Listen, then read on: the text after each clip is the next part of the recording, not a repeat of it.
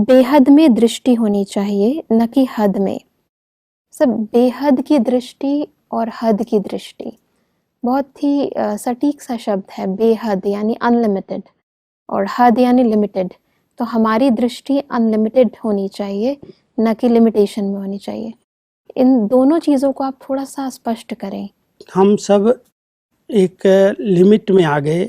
ये मेरा परिवार, हाँ जी। ये मेरा घर, जी। ये मेरी दुकान, यहाँ तक कह देंगे ये मेरी जाति, ये मेरा धर्म, ये सब हदें हैं। हम सब एक पिता के बच्चे हैं, तो हमारा बहुत बड़ा बेहद का परिवार है। हमारे अपने हद के 2-4 परिवार के बच्चे हैं, भाई बहनें हैं, घर है, वो हद में हम नहीं फंसे हुए हैं। हम उसके बच्चे हैं, हमारे सभी भाई बहनें हैं। माता पिता एक है और हम सब आपस में भाई बहन हैं। तो एक बेहद की दृष्टि इस रीति से बन गई कि हमारे कोई हदों में 2-4 लोगों में हम फंसे हुए नहीं हैं। हाँ जी। एक बेहद दृष्टि है कि हमारा ये बेहद का परिवार है। कोई भी मिले, कोई भी सामने आए, किसी के साथ हमारा संबंध संपर्क बनता है, तो हम समझते हैं हम तो सब एक परिवार के हैं, एक परमात्मा के बच्चे हैं। आंतरिक भावना ये है। और उस नाते से हमारे में मधुरता, सरलता, मिलनसारता, कई गुण अपने आप आ जाते हैं। परिवार की रीति से एक दूसरे के प्रति रिस्पेक्ट, रिगार्ड होता ही है। जी जी जी। तो परमात्मा हम सबको हदों से अभी निकाल रहा है।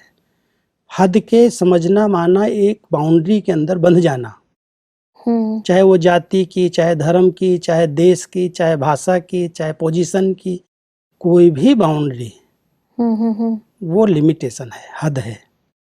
परमात्मा के बच्चे इन हदों में फंसते ही नहीं। मेरा ये जाति है, आज कोई ब्राह्मण जाति का है, वो समझेगा ये हमारे ब्राह्मण समाज वाले हैं, ये वैसे समाज वाले हैं। कई प्रकार की हदें बन गई हैं और हदों के कारण अनेक प्रकार के टकराव हैं समाज में। कुछ होते हैं जो दुनियावी हदें हैं और कुछ हदें हम खुद बना लेते हैं, अपने मन में बना लेते हैं कि मुझे यहाँ जाना है, मुझे यहाँ नहीं जाना, ये चीज़ मेरे लिए ठीक है, ये चीज़ मेरे लिए ठीक नहीं है।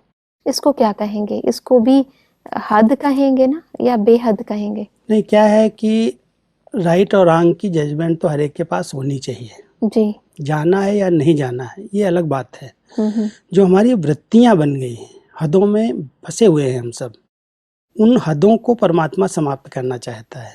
जाना और नहीं जाना इस तो हमारी राइट और रॉन्ग की जजमेंट है। मानो आज किसी कार्य में कोई ऐसा प्रोग्राम हो रहा है, मुझे जाना या नहीं जाना, ये हमारे ऊपर आधारित है। हम हदों में नहीं फंसे हुए, किस कार्य में जाएं या न जाएं।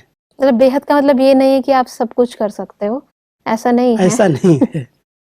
करने की बात यहाँ नहीं आती है, ये हमारी वृत्तियों की बात है। कि कई लोग जैसे आज कोई स्थान पर सेवा किया, वो समझते हैं ये मेरी सेवा है, ये मेरा सेवा स्थान है जी, ये मेरे विद्यार्थी हैं। तो ये जो मेरापन आ गया, ये हदों में बंध गया। जितने भी सेवा स्थान हैं, जितने भी ईश्वरीय विश्वविद्यालय के विद्यार्थी हैं, एक परिवार है परमात्मा का, उसमें भी हद ना आ जाए। हम सब एक हैं, एक के हैं और एक को ही हमें प्रत्यक्ष करना है।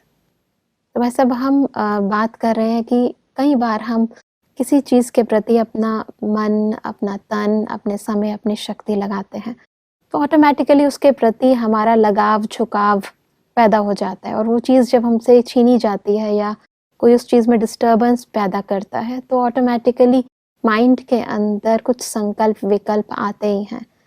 इस तरह से जब सिचुएशंस आते हैं, तो क्या हमें मन में सोचना चाहिए? कहीं कहीं त्याग वृत्ति भी होती है। जी। परमात्मा के कार्य में हम सब मददगार हैं। अगर उसका नाम कहीं बदनाम हो रहा है, सेवा की बजाय कहीं डिससर्विस हो रही है, तो उस समय अपनी बहुत बड़ी दिल से, बेहद भावना से उस चीज को त्याग देना चाहिए श्रीमत अनुसार, जिससे उसके कोई भी कार्य में रुकावट ना आए।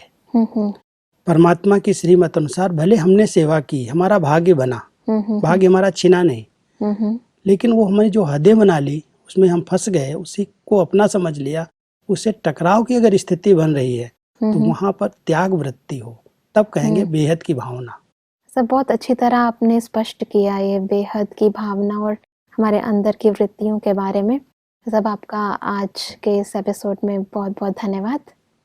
तो दर्शकों, आज हमने जाना और समझा कि किस प्रकार यदि हम अपने जीवन में दिव्य गुणों की धारणा करते हैं तो हमारा वर्तमान और भविष्य श्रेष्ठ हो जाता है।